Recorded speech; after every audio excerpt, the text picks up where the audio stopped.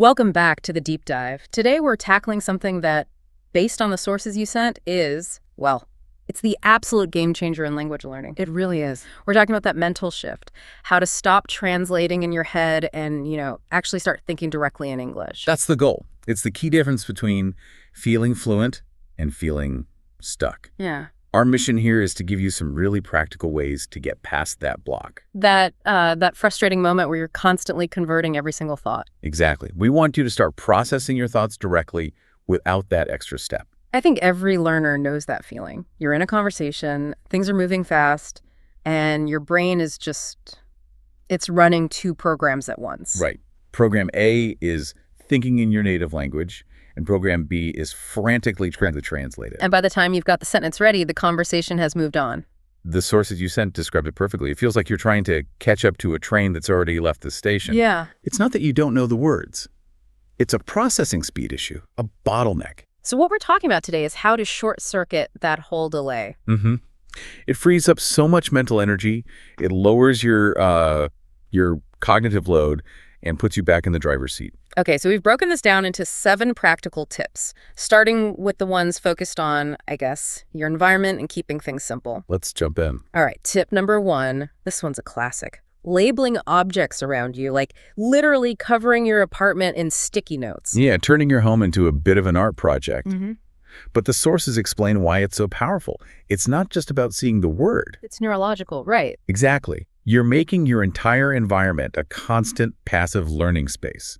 You stop seeing a chair, thinking of the word for it in your language, and then translating it. You just see the chair and the English word is right there. Right. You see the object and the word refrigerator at the same time. You're building a direct connection. So you're basically forcing a new default pathway in your brain. Precisely. You're bypassing your first language entirely. The English word just. It starts to pop into your head automatically. It's immediate association training. That makes a lot of sense. And that idea of, simplicity, it leads right into tip 2. Using simple sentences in your thoughts. Yes. The source material warns that learners often try to get too complicated, too fast. They're trying to build these novel-length sentences in their head.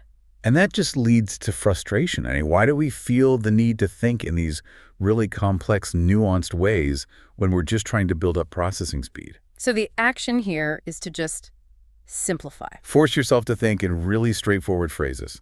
Simple subject-verb-object structures. So walking through your day, what does that sound like? It can be really, really mundane. You think, I am hungry, or bus is late, I need to buy milk. Even narrating boring tasks. I wash dishes. Especially the boring tasks. I read book, the dog barks. But hold on a second, doesn't that create bad habits? If you're always thinking in these super simple sentences, are you just cementing basic grammar and avoiding complexity later on? That's a really valid question. But the short-term goal isn't perfect grammar. It's speed. It's reducing cognitive load. When you use those basic structures, you free up your working memory to just focus on one thing, finding the right word fast. I see. So you're not juggling complex sentence rules and vocabulary at the same time. Exactly. You reinforce the simple structures first. They're the building blocks. Once that foundation is solid and quick, the complex sentences start to follow much more naturally. So it's permission to be simple at the beginning. Absolutely. Speed first, then complexity.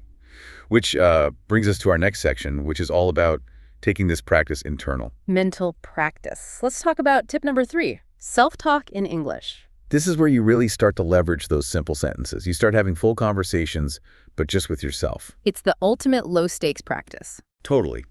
Zero pressure. No fear of making mistakes. You can be cooking and just narrating what you're doing. Now I chop the onions. Okay, I pour the oil. Or complaining about traffic while you're driving. Yes. You're getting constant practice in thinking on your feet. And the sources say, with consistency, this whole process becomes second nature. But it's not just narrating the present moment, is it? The sources mention something called mental rehearsal. This is crucial. It's about actively rehearsing future conversations. Like practicing what you're going to say in a meeting tomorrow. Exactly that. Or thinking through how you'll catch up with a friend you haven't seen in a while. You're preloading the vocabulary and the sentence patterns. Which would be a huge confidence booster when the real thing happens. It is. And that idea leads right into tip number 4, which is thinking about situations in English or what some call visualization. So this is about actively describing your current environment in your mind. Right. You're at a cafe. You're not just there. You're thinking, I am ordering a coffee. The barista is friendly. This music is too loud. You're creating a kind of mental dialogue with your surroundings. Yeah, you're engaging with your environment and processing it directly into English. It's subtle, but it's so effective. And it works for past events too, right? Like thinking back on a conversation and what you could have said. That corrective practice is incredibly important. When you replay a difficult moment in your head and substitute a better, more fluent English response. You're laying down a stronger neural pathway for next time. Exactly. You're basically training your brain for better performance in the future. It turns every experience into a potential training simulation. I like that, a training simulation. Okay, so now we're moving into section 3, which is more about immersion and organization. Integrating English into the very structure of your life. Which brings us to tip 5. Change the settings on your devices to English. I remember doing this with my phone, and for the first couple of days, I was accidentally deleting things. Laughs. Right, but that initial friction is actually the point. I guess so. Switching your phone, your computer, whatever, it creates this mini immersion environment. It forces you to actually navigate in English. That's a great point. Yeah. It's not passive like watching a movie. You have to interact with the language to get something done. Right, you have to understand it to check your email. And you start picking up all this tech vocabulary that textbooks never teach you. Terms and conditions, drag and drop, all those little notifications. Yeah, but the sources are clear. The challenge should be comfortable. Don't feel like you have to change everything at once. Maybe start with just one app. Don't get overwhelmed. Exactly. And that idea of organizing your life in English brings us to tip number 6. Tracking your activities in English. So this is taking that self-talk we mentioned and putting it on paper. Or on a screen. Keeping a journal, a planner, just jotting down your to-do list for the day in English. It's so impactful. Because you're forced to use the language for planning and introspection. 2 very high-level cognitive functions. When you write down, I have to attend the meeting tomorrow, you're naturally practicing future tenses and sentence structure in a really low-pressure way. And the goal isn't perfection. Not at all. The goal is just to create a written record of your life in English.